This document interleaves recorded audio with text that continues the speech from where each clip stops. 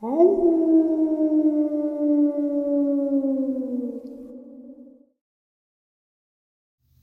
greetings and salutations, everyone. I hope everyone is still doing well, and welcome to today's bonus upload. Before we jump into it, a couple links. As many of you know, I rely on Patreon, PayPal, channel membership, and the merch to help the channel to continue to grow and go. Links to Patreon, PayPal, and channel membership is in the description below. Merch displayed directly under the video. Also, Dogman Frightening Encounters, Volume 1 through 3, the audiobook versions. They were written and researched by Tom Lyons, narrated and produced by me, Jeff Nadolny. Those audiobooks are available on Audible, Amazon, and iTunes, links to which are also in the description as well. And finally, last but definitely not least, if you'd really like to help support the channel to continue to grow and go, simply subscribe. It doesn't cost a cent. Click that like button, takes half a second. If you don't want to miss out on any of the informative uploads I put out daily, click that bell icon, and folks, please leave a comment. Why? Well, because all of these things really do help the channel to continue to grow and go. And folks, they definitely do matter. Now, everyone, I have taken far too much of your time. Let's jump into this Mother's Day bonus, shall we? Really quick, guys, I just want to wish all of the moms out there happy Mother's Day, and I hope that you have a blessed day. Today's first experience on the paranormal side. One of my best friends is into ghost hunting and the paranormal. I've been on a few ghost hunts with him, not many, only 4, maybe 5. 2 in particular have stood out in my mind. After watching a few episodes of a well-known TV series on Prime TV last night, I was suddenly reminded of these 2. This is an experience that changed my entire view on the paranormal. So my friend, let's call him Bob, invited me to go on a ghost hunt. I know there was me, Bob, and a woman who we will call Sally. Sally was a Wiccan. There were a few others there, but I can't remember them, and they bear no importance to this tale. They may have a tale of their own, but I never got to hear it. Anyway, on a Saturday night, we meet at Sally's house and waited until dark. Then we drove to some woods where there had been a few, maybe more than a few, suicides in the past, mainly involving a rope and a tree. At the start of the night, I was wondering what I had gotten myself into, as I just had images of being bored all night in the woods. After parking the cars, we climbed the fence/gate/stile, I can't remember, and entered the woods. It was very quiet, and the footpath seemed to lead into the darkness. Following the footpath seemed easy. However, at one point I lost everyone. I had gone too far ahead and decided to head back. This seemed hard to do. The ground was flat, but turning back, I seemed to meet resistance. It was like climbing a mountain. I could go further into the woods really easy, no effort, but going away was not easy. So I just waited, and eventually they caught up. I'd mentioned this to Bob, and he said he also experienced the same sensation. Bob, myself, and Sally ended up splitting from the others as they just wanted to hang back and take photos. So on we went, leaving them behind. After a point, we could see a bit of the clearing in the woods, and I could swear I could see people or shadows moving. Sally said quite possibly, and also said that it was the eve of something. I can't remember the details, but it was like something you'd read in a fairy tale. Anyway, Bob, who is also a medium, said to go and have a look, which Sally advised against. Bob and myself moved forward. Then the shadows vanished. Bob was freaking out a bit and said something about a man with a melting face. I thought, okay, well, nothing's here, and I moved forward. It was like I was in a dream at that point. I was just floating and moving. I had never practiced meditation. I have recently started then, but that is the best way to describe the feeling. I lost all awareness. At some point, I could hear Bob and Sally shouting my name, and I came back to reality. I had no idea where I was or how far I had gone. I don't know how I got to where I was. Bob and Sally said they had been following me for a while, shouting my name. I know at the time I looked at my watch and was shocked. but I don't remember the exact specifics. We headed back to the others, who were still standing or sitting around, saying that it had been a quiet evening and nothing happened. We all headed back to the cars. 1 or 2 hours had passed at this point, but I can't remember anything of significance other than what I had already said. When we got back to the fence, we stood there and talked for a while. Then I entered another trance state, and when I came to, I was trying to climb a tree. Bob said he had been talking to me, only it wasn't me, it was someone or something else. We then decided to leave. I was freaking out a bit after we climbed the fence and got back onto the road. I had an urge to take one last look at the tree. I wish I had taken a camera, so I went back. Just as I got to the fence, there was this big black dog looking at me.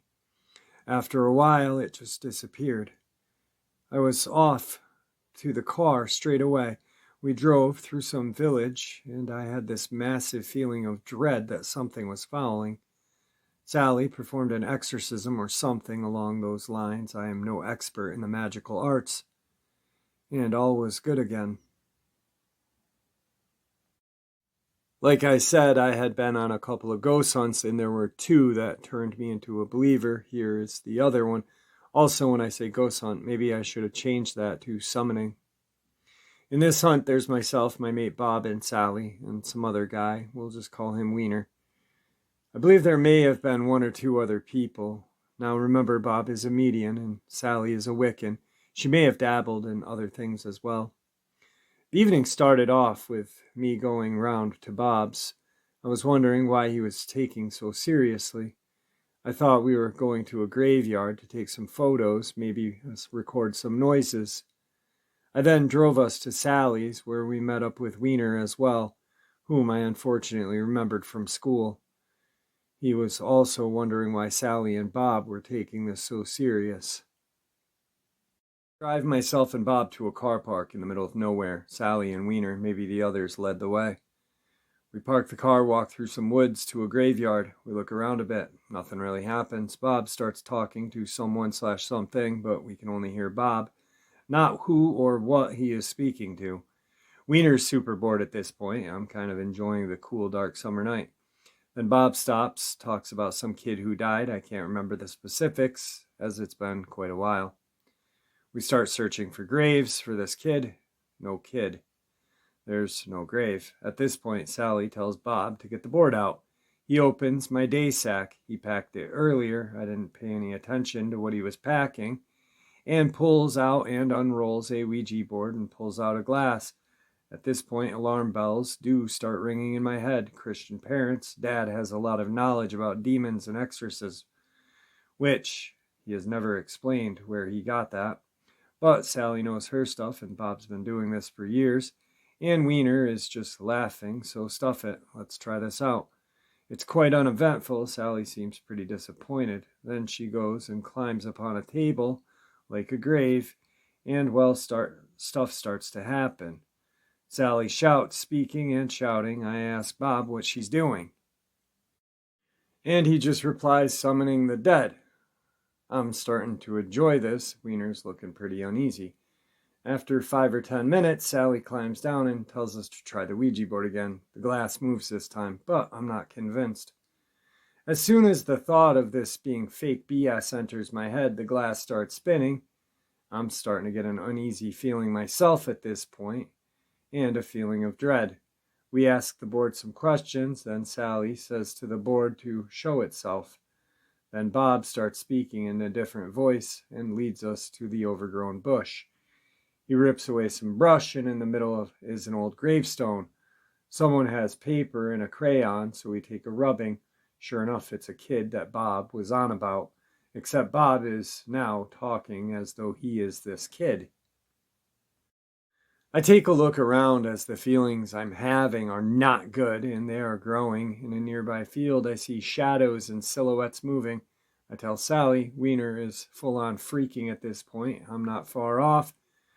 We start to drag Bob away toward the car. Sally chucks some stuff over him. No idea what, and chants something. Bob's back to being Bob. We get back to the cars and drive off. I'm full on freaking out at this point. I drop Bob off. He seems okay and says that this has happened before. When I get home, I climbed into bed, but do an internet search first for the kid on the gravestone. Absolutely nothing pops up.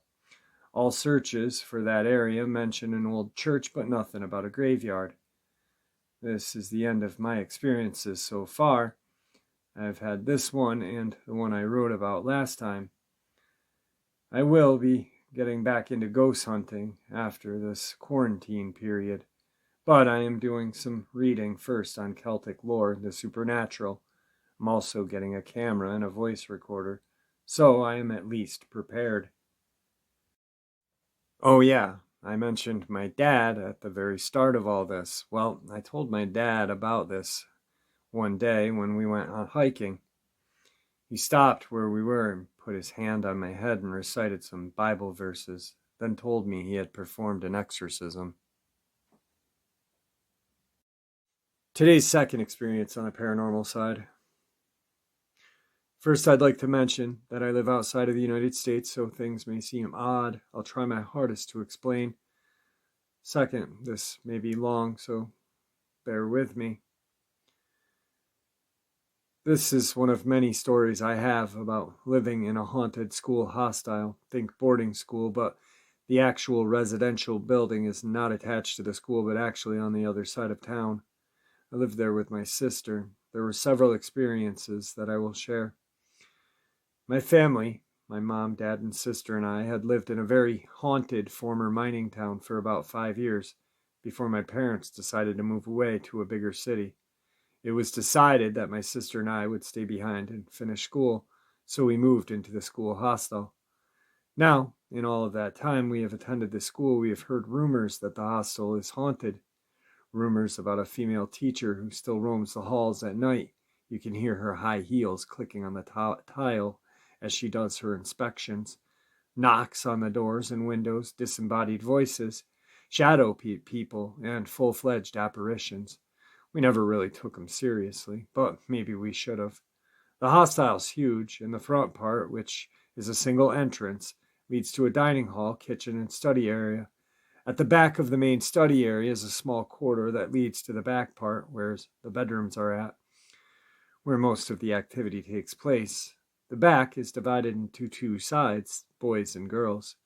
You first walk down a long corridor of the girls' rooms, then you get to a middle door, and further down is the boys'. The middle door was locked every evening at nighttime. The layout of the bedrooms on either side is identical. Two big 16-person rooms to be shared by the younger kids, 6 double rooms for the older kids, 4 single rooms for the prefects, and 1 big loft at the end for the teacher that supervised that side. Now that context is out of the way, I'll get to the experience. This takes place a year after living there and dealing with quite a lot of paranormal things. Everything rumored to be happening, in fact, happens, but with some horrible additions, like a mimic and a small girl who appeared both physically and in dreams, amongst others. At this point, my sister was in 11th grade, and I was a junior. Perfect, so she got a single room. My parents, after telling them everything that kept happening over the last year, did not want us living separately, so the school made arrangements, and my sister and I got a double room. The room had a huge metal closet, 2 beds, a fireplace with a chimney that we were allowed to use in the winter under supervision, but that doesn't matter when your sister is a prefect. And activity always, when we were together. So my sister and I moved the 2 beds together to form 1 big bed, moved it into the corner of the room, and like that's the way we slept. It kind of worked. One horrific night, though, my sister had attended a function at school that would end late at night, so I was left alone in the room for the evening. The first part of the evening was fine until a power outage hit the hostel at 1900.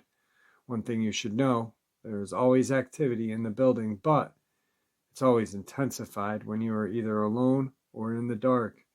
Right then, I was both. I switched on my phone flashlight and attempted to sleep because it's still hours before my sister was due back and I had school the next day. As I laid my head down, I had my phone on my sister's pillow with the flashlight pointed up and the light to light up the room. Dozed off. The next thing I remember is being half awake and the room is pitch black.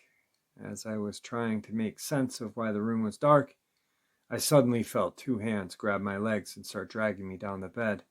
Instantly, I woke up and turned my head but couldn't see anything, and I was still being dragged. I realized whatever was dragging me was heading toward the chimney. I opened my mouth and tried to scream when suddenly I heard knocking on the window, followed by my sister yelling my name. As soon as my sister yelled, the entity let go of my legs. Simultaneously, the darkness in the room lifted as my flashlight started to shine again. With the room now lit, I quickly turned around to the chimney to catch a glimpse of the dark mask shooting up the chimney. I only caught a quick look, but enough that I'll never forget what I saw. The being was on four legs, but instead of legs, at the end of the legs there were human hands. It looked furry. Think Lorax, but pitch black and furry. It had no head protruding, but rather two glowing red eyes between the upper set of feet and hands. It looked and felt evil. I stayed staring at the chimney even after it disappeared until my sister's shouting intensified and snapped me out of it. She was locked out of the building, so I had to dash all my way to the end of the girls' section, wake up our supervising teacher to let her in. I was panicked the whole way there that the creature may come back and attack me, or that I'd bump into another monstrosity in the dark. Luckily, I made it there without incident, and the teacher let my sister in. I immediately told her what had happened, and we moved the metal closet in front of the chimney and stayed awake the whole evening. The next morning, we called my parents and told them what happened. They immediately told us that they were on their way and to skip school. Pack up all our stuff. That afternoon, my parents arrived and removed us from the hostel. We ended up staying with a family friend until my sister graduated high school, and thereafter I was removed. It's been years, but this still haunts me and everything else that happened at that hostile building. It makes it hard to forget. It was just so much. Today's third experience on the paranormal side. So, two of my friends and I went ghost hunting, which is really just us walking around in haunted places and leaving 10 minutes later. In San Antonio, normally things go well. We pretend like we feel something scary, laugh it off, and go to the next location, but this time it was a little different for me. We found out about an old abandoned insane asylum. I think it was abandoned in the 90s. That is supposedly extremely haunted, and we decided to try and find it. When we got to the street that we found on Google, I felt a pit in my stomach.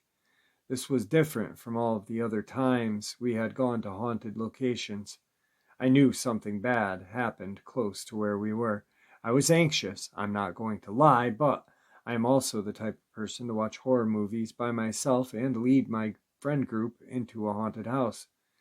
The anxiety level I was feeling was similar to waiting outside of a haunted house, so for me it wasn't too extreme. All of a sudden, as we're driving, tears just start coming out of my eyes. I definitely wasn't crying out of fear or anxiety. I've felt that before. My feelings weren't extreme enough in that moment to be crying like how I was. I wasn't sobbing, I was just having a normal conversation with my friends, but my eyes were just crying. It felt like it was out of control. I couldn't stop it either. We ended up going back to my friend's place because we couldn't see the asylum, and it was getting late. When we got back to her place, we found the actual address for the asylum, and it was on the other side of the trees that I started crying at. I knew we were close to the place when I started crying, but we were quite literally next to it, and none of us had any idea. That was the strongest paranormal experience I have ever had, and I am so lost on what it could mean. Also considering seeing spirit/medium witchcraft runs in my family. Today's fourth experience on the paranormal side. One night, me and two of my buddies got off of work at the same time, around 10 or 11 or so. We met up to make a Walmart pit stop and go smoke some pot at a buddy's house. We decided to take this old country road. This road we usually take to get across town, it's hidden and no one ever on it. I can't remember if it was spring or fall, but it was a temperamental night. It was a foggy night. I was in shoddy and this other dude was in the back. Should mention that the Beast of Bray Road is about a half an hour away, and there is a barn where two sisters killed themselves within a mile or two. I see this thing jump in front of the car. The driver hits its brakes, but it's too late. It dissipates into the fog as we hit it. Did you just see that? The driver looks at me. We hop out of the car to investigate. No sign of anything, nothing in the grill. We didn't hit anything. The dude in the back seat had not seen anything and was more confused than us. The next 10 minutes on the drive was silent. Did you see that thing? The driver asks. I say, yeah, I saw it. What did you see? He described exactly what I saw. A dog about waist high, with sharp, long white teeth, beady red glowing eyes, and manged black disgusting fur that went down to the ground, jumped in front of the car. It dissipated into the fog immediately, and there was no sign that we hit it. We still to this day have no idea what happened that night or what it was, and I rarely see this guy anymore, but when I do, we're usually having a few beers. And there will be an awkward silence, and someone will say, hey, remember that dog? Today's fifth experience on the paranormal side. I'm not necessarily seeking any advice since I'm okay with living with it. This is more of a rant. So I've lived in the same house for over 10 years. It was originally purchased by my aunt who bought it as new construction. She started to travel and let her son, my cousin, live there for a while until he got his feet under him. It was then purchased by my mom, and we've lived here since. We had a major problem finding a house because I'm hypersensitive to paranormal stuff. I had to physically leave just about every house we saw because it felt like the walls were speaking to me, and back then, I had a lot of other complications with my mental health, so it terrified me. My aunt's house was one of the few houses I could stay in more than 5 minutes. It was empty, vacant, and I had never been there before, just like all the other locations, but I was relatively comfortable in the house. That's why we moved here. Recently, however, it seems something or someone has found its way into the house. The first occurrence, I was slicing or coring some apples with one of those cutters you just push down on. Every apple gets cut into the same piece. However, after I cut my second apple, I noticed one of my slices was missing. I didn't eat it. Second, I was sitting on the couch playing video games and eating a snack. I took a bite of my cookie and set the other half on my knee. When I went back, the second half was not there. Again, I didn't eat it. Today's final experience on the paranormal side. About 15 years ago, my stepdad gave me a ride home from high school. We went away home we had never taken before, no reason in particular.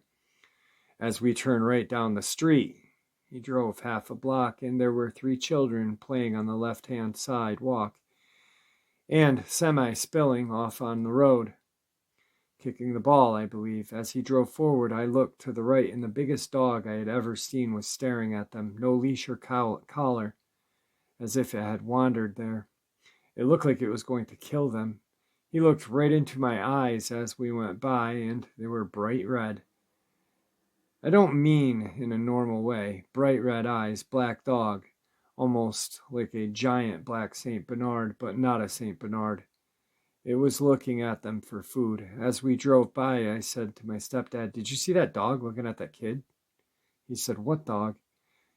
As if he had not noticed it. It was a giant black dog, like giant, just standing there. Staring, it was super strange. There were no other people on the street seeing this dog.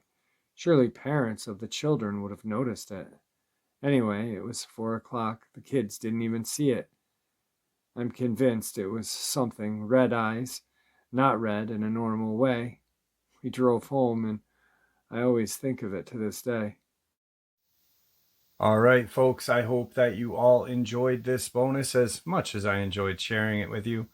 I'd like to thank you all for supporting the channel. It is your support, after all, that helps the channel to continue to grow and go.